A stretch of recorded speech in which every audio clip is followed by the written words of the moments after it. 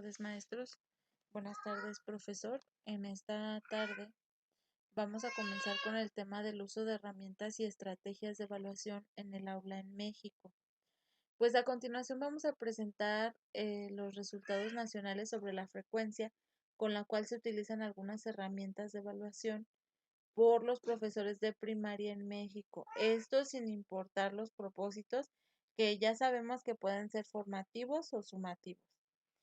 Después vamos a presentar la frecuencia con la cual los profesores de primaria en México emplean algunas de estas estrategias con sus alumnos, estrategias de trabajo, en el marco de la evaluación para el aprendizaje. El uso frecuente de las herramientas de evaluación, siempre he dicho que permite al profesor descubrir aquellas áreas de oportunidad en las cuales él se puede adentrar para diseñar acciones y así abordarlas dentro del salón de clases. Entonces, la frecuencia en la utilización de herramientas de evaluación es de suma importancia para así evitar que estas áreas de oportunidad donde se pueda trabajar sean detectadas ya hasta el término del curso que está programado. Y al explorar entre los profesores de primaria en México la frecuencia con la cual ellos utilizan el examen escrito, se encontró que la mayoría, el 68% de los profesores, lo aplican bimestralmente. Esto pues nada más por coincidir con el periodo establecido en la normativa para entregar calificaciones correspondientes. Pero por otro lado, también se encontró que el 31% de los maestros lo utiliza más frecuentemente este examen escrito, lo aplica mensualmente, hay quienes lo aplican quincenalmente o semanalmente. Y solamente el menos del 1% de estos profesores pues no está utilizando este instrumento como herramienta de trabajo. En cierta forma, pues sería deseable que en combinación con otras herramientas de evaluación, el profesor utilizará con mayor frecuencia las pruebas, como lo hace el 31% de los profesores, pero con el propósito de encontrar áreas de oportunidad para la mejora del aprendizaje y no solo como un instrumento de evaluación sumativa, porque si se utiliza como un instrumento de evaluación sumativa, se tendría un inconveniente, porque al ser tan próximos, por ejemplo, es un examen de historia semanal, semanal, semanal, semanal, no se puede saber si los aprendizajes están perdurando en la memoria del alumno en el tiempo y esto constituye uno de los elementos de aprendizaje significativo, el que exista un aprendizaje duradero, ¿no? En la siguiente tabla, bueno, después de esta diapositiva voy a mostrar una tabla de, antes vamos a hablar que desde la perspectiva de evaluar para apoyar el aprendizaje, el uso constante de exámenes que incluyan una variedad de métodos de evaluación le permite al profesor identificar cuando los alumnos no han comprendido de manera suficiente el tema que se está impartiendo, así como aquellos errores sistemáticos sobre los cuales puede trabajar de forma diferenciada con ellos. Sabemos que cada cabeza es un mundo, ¿no? Entonces se puede trabajar de forma diferente con el alumno con el cual se tiene el problema de aprendizaje. Y como les decía, a continuación les voy a mostrar la siguiente tabla que muestra que la observación es el medio más utilizado para evaluar el aprendizaje. Estamos hablando del 68% de los profesores que utiliza la observación de los procesos que el alumno está siguiendo para realizar el trabajo o el ejercicio. Se explora en este cuadro la frecuencia con la que los maestros emplean cada una de las herramientas y aquí podemos ver que el 61.5% de los profesores utilizan cuestionarios orales para explorar conceptos y procesos de los alumnos. Entonces, pues esto le permite al profesor tener un conocimiento más, más significativo tal vez, en cierto modo, de el aprendizaje del alumno. Así como los cuestionarios escritos, el 45.5% de los docentes está utilizando esta herramienta. Igualmente, como estamos trabajando a nivel nacional lo que es el aprendizaje por competencias, el 44.6 de los profesores utiliza su portafolio de evidencias, una carpeta, un expediente con colección de todos los trabajos que el alumno va diseñando durante el semestre o el año y van ordenados de forma cronológica. Esto pues con la finalidad, pienso yo, de que el alumno eh, se ha evaluado de acuerdo a su aprendizaje. Entonces, yo pienso que se recomienda que el profesor debe incluir varios métodos de evaluación seleccionados en función de los objetivos de aprendizaje que tiene, en función de su evaluación, del nivel de complejidad y los propósitos con los cuales se está construyendo. Igualmente se muestra que el 34% de los maestros utiliza los debates como una herramienta para evaluar el aprendizaje en el aula. Aquí yo pienso que este tipo de debates en el que se está evaluando el aprendizaje eh, es más individual en cierta forma porque permite al alumno dar su punto de vista de acuerdo a la experiencia o el entorno donde se está desenvolviendo sobre el tema que se está impartiendo. Y ya como por último tenemos que el 30% de los profesores están utilizando un diario o registro individual donde plasma las experiencias significativas de aprendizaje durante cierto periodo. Entonces, es importante que chequemos todo esto, ¿no? Que, como les había dicho anteriormente, es necesario que tomemos un poquito de cada una de las herramientas de evaluación para que tengamos mayor provecho en nuestra área de aprendizaje. Después, analizaremos los resultados por modalidad, que sería primarias generales públicas, escuelas privadas, educación indígena y cursos comunitarios. Se ha, se ha encontrado que algunos métodos y herramientas de evaluación pues son empleados con mayor frecuencia en algunas modalidades que en otras. Y se van a identificar tres patrones generales de resultados. Uno, una proporción menor de instructores comunitarios utiliza de manera frecuente los diferentes métodos y herramientas de evaluación considerados en el estudio anterior en comparación con los profesores de otras modalidades. O sea, por ejemplo, es probable que en las primarias generales públicas los instructores comunitarios en primaria, en escuelas de educación o cursos comunitarios, perdón, utilice más las herramientas de evaluación combinadas en comparación con otras modalidades que pueden ser las escuelas privadas. El número 2, en una proporción estadísticamente equivalente de profesores de escuelas indígenas y generales públicas, suele pasar con la misma frecuencia los métodos y herramientas de evaluación explorados en este estudio. Y número 3, una mayor proporción de profesores de escuelas privadas manifiesta un uso frecuente de los métodos y herramientas de evaluación en comparación con los profesores del resto de otras modalidades. Esto puede ser de tal vez una escuela primaria general pública o algo así por el estilo, ¿no? Este arrojó también en conclusión la tabla anterior que los cuestionarios escritos son más utilizados por los docentes de escuelas indígenas y de escuelas privadas. Los maestros de escuelas generales públicas están utilizando otros tipos de herramientas de evaluación. Asimismo, el diario o registro individual, o ya sea individual o sea colectivo para todos, se usa de manera diferente entre modalidades. Se encontró que los docentes de escuelas generales públicas reportan su uso en menor cantidad. El profesor, a lo mejor pienso yo que al tener un gran número de alumnos en las escuelas públicas, el reporte del uso de su diario o registro es menor gracias a la carga más grande de trabajo, ¿no? Y bueno, la utilización de estrategias de evaluación para el aprendizaje. Es importante el uso de ejemplos y modelos de buenos y malos trabajos. ¿Qué es esto? Previo a la realización de una tarea, los profesores muestran a sus alumnos ejemplos de buenos y malos trabajos.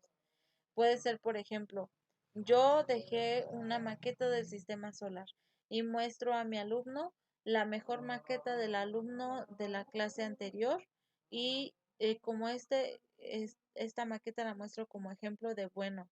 Entonces, al presentar, lo hago de manera visual, o sea, el objetivo es mostrar de manera visual esta herramienta de lo que se espera de ellos y además que identifiquen las características que no deseo en los trabajos y las eviten.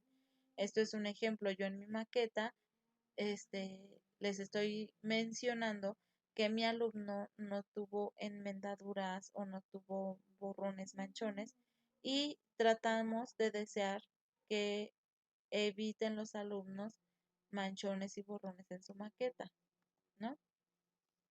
Bueno, la frecuencia con la que los profesores están utilizando la estrategia en cuestión, así como aquellas actividades en donde solo los maestros indican a sus alumnos las características de un trabajo o una tarea considerados de buena calidad, es que los resultados indican que el menos del 25% de los profesores y utiliza ejemplos de buenos trabajos para brindar a sus alumnos una idea concreta de lo que el profesor está esperando del trabajo que está solicitando.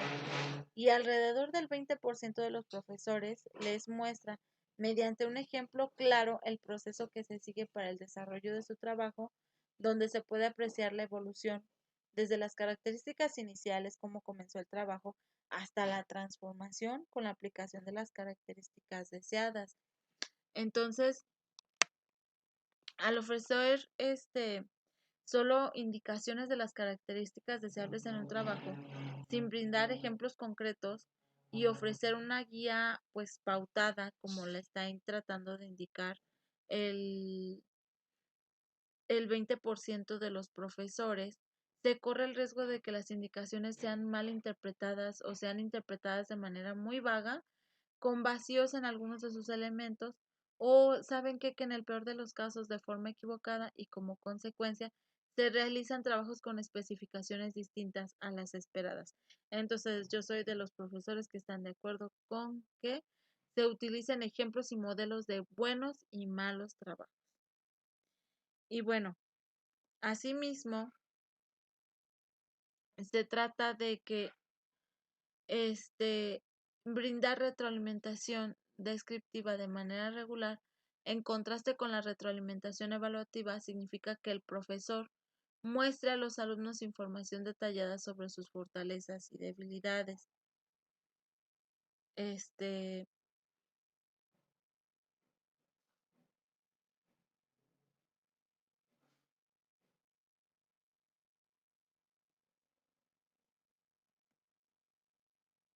bueno, en la siguiente tabla presentamos el porcentaje de profesores que a nivel nacional utilizan algunas o muchas de las veces estrategias para modelar la enseñanza. Y esta otra estrategia utilizada por el 24.8% de los profesores presentan ejemplos de buenos trabajos, como les había dicho, para que identifiquen lo que se espera lograr. El 20% muestran ejemplos de un trabajo desde que tenía muchas debilidades hasta que se convirtió en uno de buena calidad. Y solo el 9% presentan ejemplos de malos trabajos para que identifiquen lo que no deben hacer o lo que sí deben de hacer. Oh, ya, viste.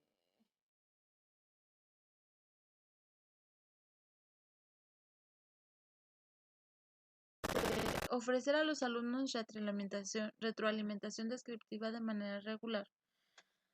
En contraste con la retroalimentación evaluativa, significa que el profesor muestra a los alumnos información detallada sobre sus fortalezas y debilidades, que la retroalimentación sea individual y que sea constante y dosificada durante los procesos de enseñanza y aprendizaje, y que además sea orientadora. La ausencia de retroalimentación muchas veces, o que esta retroalimentación hacia el trabajo del alumno muchas veces no reúna las características que la hacen descriptiva. Por ejemplo, que el profesor solo se limite a marcar en los trabajos de los alumnos con una firma o su sello de cumplimiento, o señale solo los aciertos, o señale los aciertos y errores pues puede provocar incertidumbre en el alumno, ¿no? Sobre su progreso en el aprendizaje. Si somos, por ejemplo, de los maestros que dejamos una tarea, una actividad, y al momento de entregar esta tarea o actividad que era sobre investigar, solamente ponemos tarea entregada, provoca incertidumbre en el alumno porque desconoce qué hacer para fortalecer sus áreas de oportunidad. A causa de esto, pues es muy probable que el alumno no esté alcanzando los verdaderos objetivos de aprendizaje.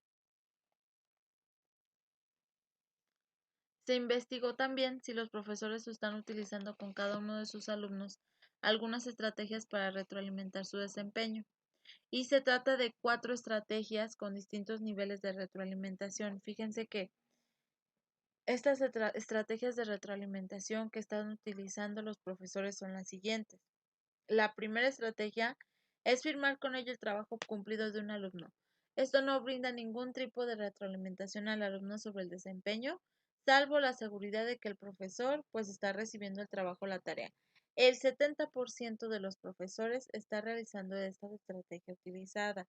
Como ya habíamos hablado anteriormente, esto no le permite al alumno saber con certeza cómo está avanzando su área de aprendizaje.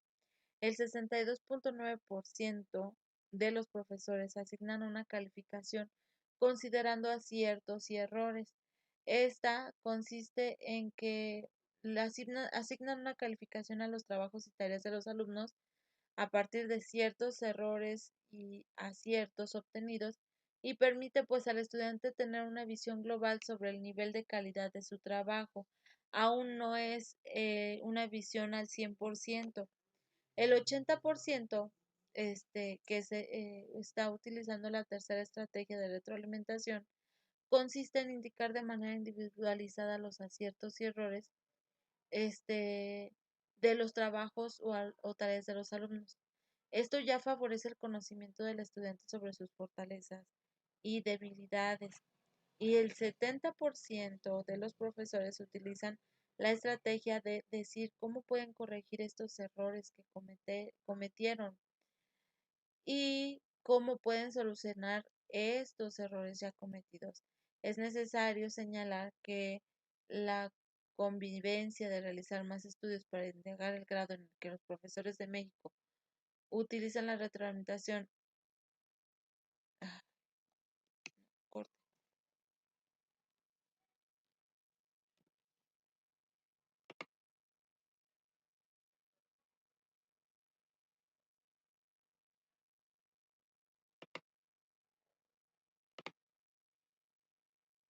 Bueno,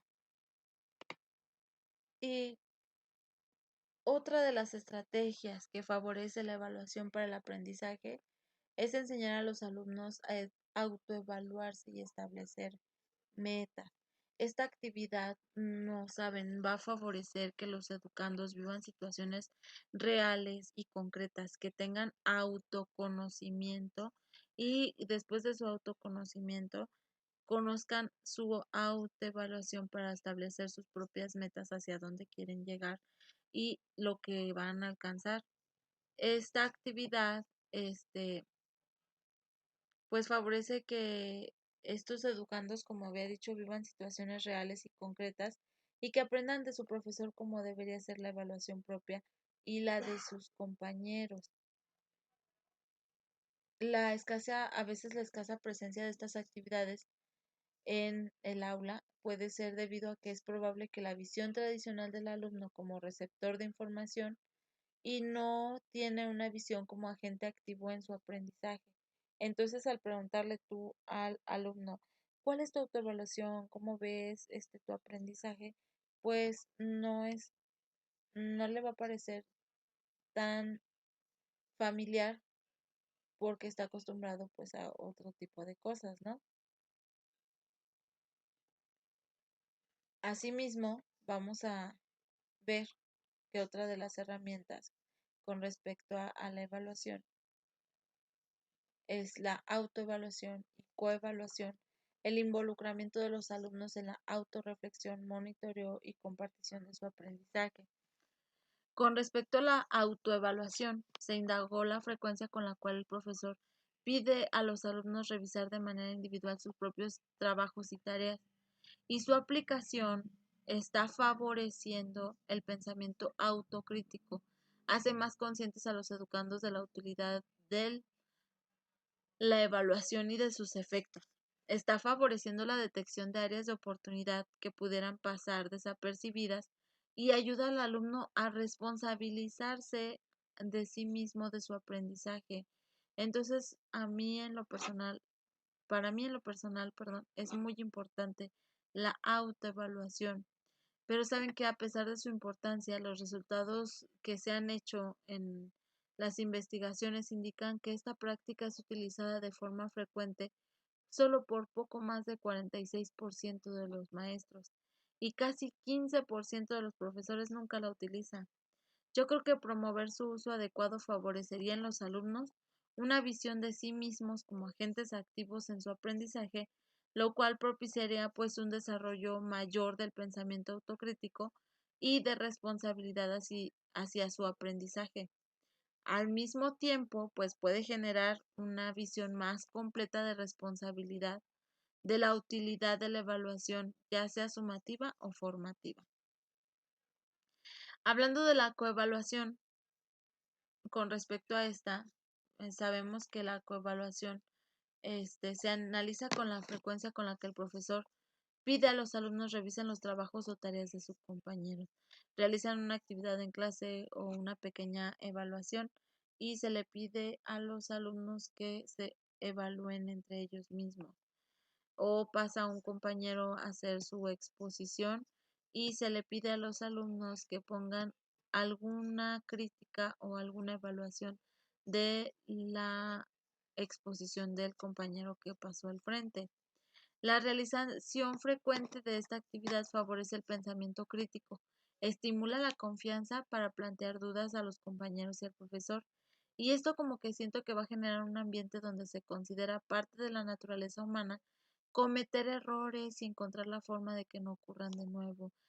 Ayuda al alumno y favorece el hecho de que acepte críticas constructivas de los demás y las tome a bien, y favorece pues que el alumno solicite ayuda a sus compañeros o en este caso al profesor.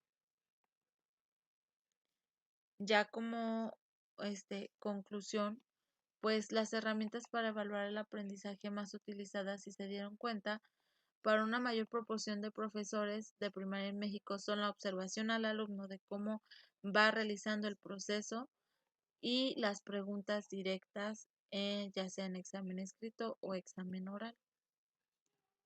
Les agradezco a todos por su atención.